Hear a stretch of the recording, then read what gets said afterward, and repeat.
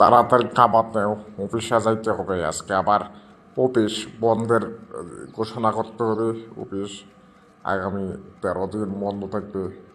তো অফিসে তো সকল সদস্যদের বিদায় দিতে হবে। তো তাড়াতাড়ি অফিসে যেতে হবে। তুমি আছো তোমার অফিস নিয়ে একবারও তো আর চিন্তা করলা না। তোমার অফিস বন্ধ দিতে হবে, সব ঠিক আছে, একবার তো আমাকে কইলা না চলো আমরা মার্কেটে যাই। ঈদের আছে আর মাত্র 3 দিন, এখন পর্যন্ত আমি মার্কেট করতে পারলাম না। এটা কোনো কথা? আমি একজন অফিসারের বউয়া এখন পর্যন্ত মার্কেট করতে পারলাম না। আর দেখো হয়েছে তোমার ভাতেন সাহেব কত তাড়াতাড়ি মার্কেট করে লাগছে।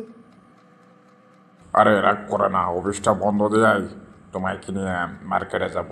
তোমার ইচ্ছা মতো মার্কেট করবা, সমস্যা নাই। আগে তো অফিসে যেতে দাও। প্রধান সাহেব আসছেন, তাড়াতাড়ি দেখা যায়, ভালো হয়েছে। তো আপনার সাথে কিছু বিষয় নিয়ে আলোচনা করব, তো বসেন। জি বস, বলেন কোন বিষয় নিয়ে। দেখেন প্রধান সাহেব, ঈদের তো আর বেশি দিন নাই, আর 3 দিন আছে। তো এই ছুটি তো আজকে ঘোষণা দিতে হবে। তো চিন্তা করতেছি যে সকলকে আপনি ডাকেন একসাথে, তো একসাথে সকলকে ছুটি দিয়ে দেবো। ঈদ বোনাস স্যালারি তো দেওয়া হয়েছে। আহ, জি বস, ঈদের তো আর বেশি দিন নাই, 2-3 দিন আছে। তো আজকে ছুটি দিয়ে দিলেই ভালো হয়, কারণ সবাই অনেক দূরে দূরে যাবে। হ্যাঁ বাতন সাহেব, আমরা ম্যানেজমেন্ট চিন্তা করছি আজকে ছুটি দেব। তো এখন ঘটনা হচ্ছে কি, সবাইকে দেখি মানে ঈদ বোনাস মাসাল্লাহ ভালোই পায়, স্যালারিও ভালোই পায় প্রত্যেক বছরে। তো এত স্যালারি পাইয়াও কেন তারা ট্রাকে করে যায়? আসলে ট্রাকে গেলে লাভটা কি বুঝতেছি না, ভারত হয়ে একই লাগতেছে উড়ে গেড়ে। অনেকে আবার শখে যা। এখন ঘটনা হচ্ছে কি, এই যে ট্রাকে করে যে যা, একটা দুর্ঘটনা যদি ঘটে, তার কি হবে বলেন? তার তো আর ঈদ করা হবে না।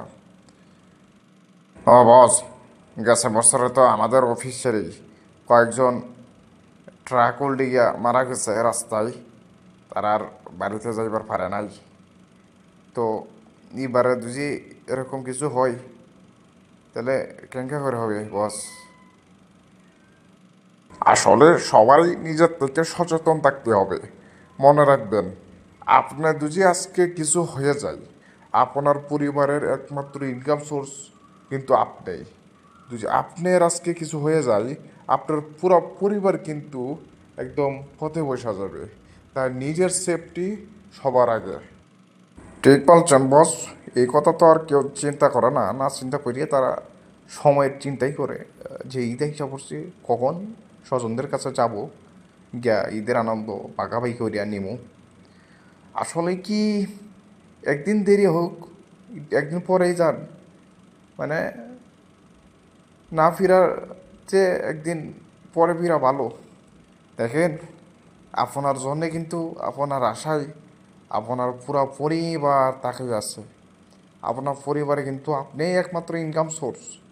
যদি আপনি না ফিরেন, তাহলে তাদের ঈদটাও কিন্তু মাটি হয়ে যাব।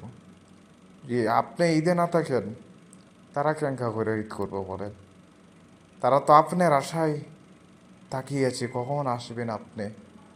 তাই আমরা সবাই নিরাপদে ঈদ করব। আসসালামু আলাইকুম, আমি বল্টু মিয়া বলছিলাম। ওই ঈদ উল ফিতরের সবাইকে ঈদ উল ফিতরের অগ্রিম শুভেচ্ছা।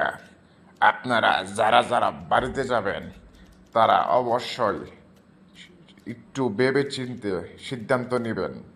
মনে রাখবেন, আপনার সিদ্ধান্তের উপরেই কিন্তু আপনার পরিবারের ঈদ উদযাপন হবে।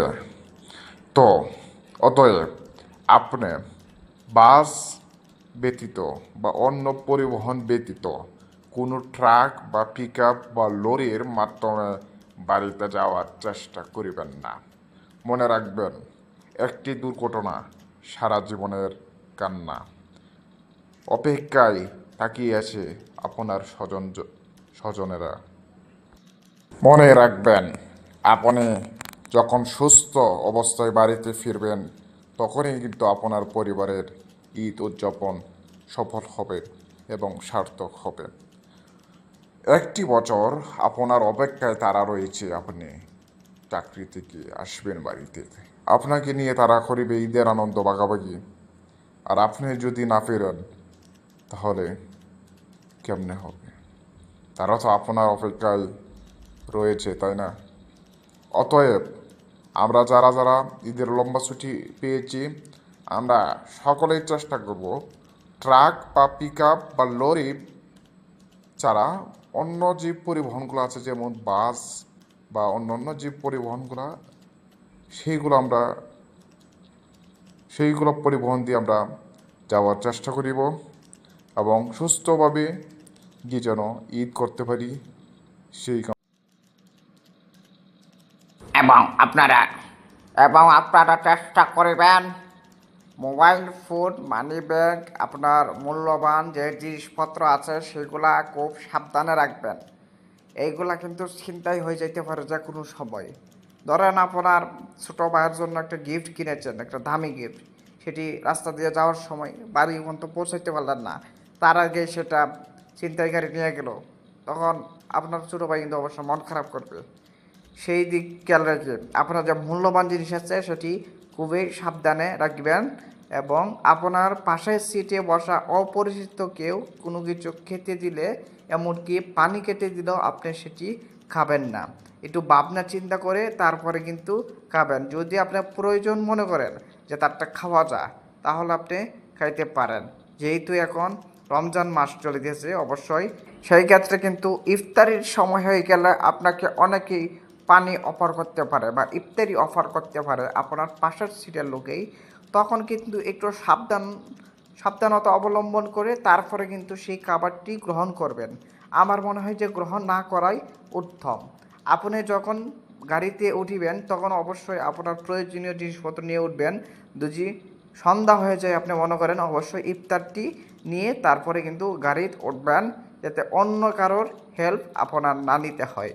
মনে রাখবেন, এখন বর্তমান পরিস্থিতি কিন্তু খুবই খারাপ, আর এই পরিস্থিতির মাঝে কিন্তু আপনার উপকার